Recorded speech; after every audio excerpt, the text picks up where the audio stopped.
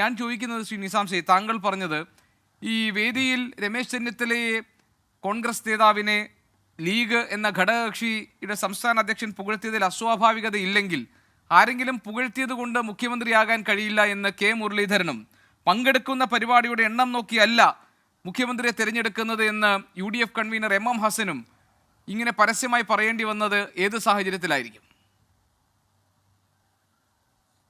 ഇതൊക്കെ അന്യോന്യം വിരുദ്ധമായ പ്രസ്താവനകളാണെന്ന് താങ്കൾ എന്തടിസ്ഥാനത്തിലാണ് ധരിക്കുന്നത്?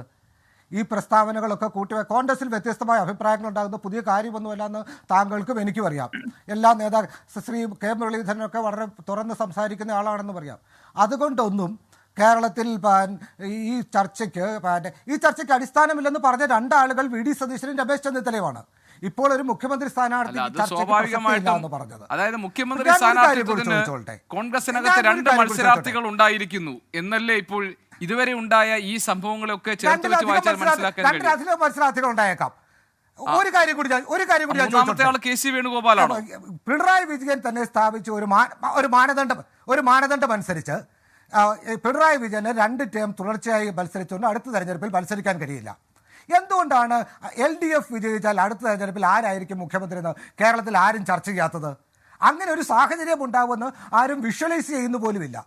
അതുകൊണ്ട് അങ്ങനെ ഒരു സാഹചര്യത്തെക്കുറിച്ച് ചർച്ച ചെയ്യേണ്ട ആവശ്യമുണ്ട് എന്നും ആരും കരുതുന്നില്ല. ഞാൻ താങ്കളോട് ചോദിക്കുന്നത്, കേരളത്തിന്റെ പ്രതിപക്ഷ നേതാവ് ഏറ്റെടുക്കേണ്ട ദൗത്യങ്ങൾ അത് സർക്കാരിന്റെ നയങ്ങളിലുള്ള പാളിച്ചകളെ ചൂണ്ടിക്കാണിക്കുന്നതാകാം, കേരളത്തിലെ പൊതുസമൂഹത്തെ ബാധിക്കുന്ന ചൂടേറിയ ഒരു വിഷയത്തിലുള്ള അഭിപ്രായ പ്രകടനമാകാം, കേരളത്തിൽ ജനപക്ഷത്ത് നിന്ന് സർക്കാരിനെതിരെ സ്വീകരിക്കേണ്ട നിലപാടുകൾ സംബന്ധിച്ച കാര്യങ്ങളാകാം.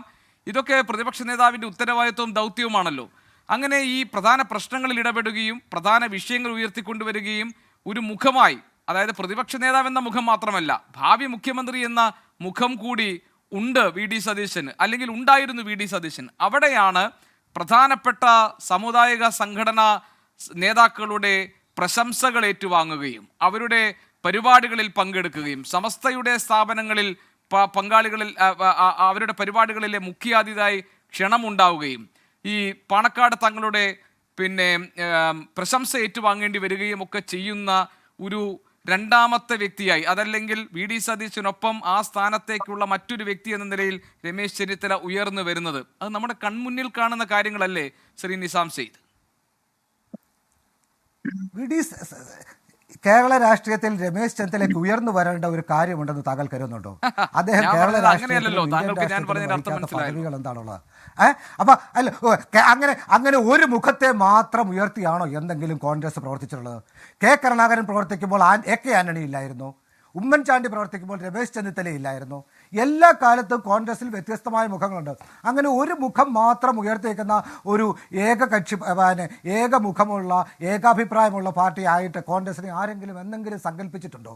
കോൺഗ്രസ് വ്യത്യസ്തമായ അഭിപ്രായങ്ങൾ പുലർത്തുന്ന വ്യത്യസ്തങ്ങളായ മുഖങ്ങളുള്ള ഒരു പാർട്ടിയാണ്. അതുകൊണ്ട് VD സതീശൻ സ്വാഭാവികമായും VD സതീശൻ അദ്ദേഹത്തിൻ്റെ പ്രതിപക്ഷ നേതാവെന്നുള്ള നിലയിലെ റോൾ നന്നായി വഹിക്കുന്നുണ്ട് എന്നാണ് കോൺഗ്രസ്സുകാർ വിശ്വസിക്കുന്നത്. അതുപോലെ തന്നെ കോൺഗ്രസിനുള്ളിൽ മറ്റു സ്വരങ്ങളും സ്വാഭാവികമായി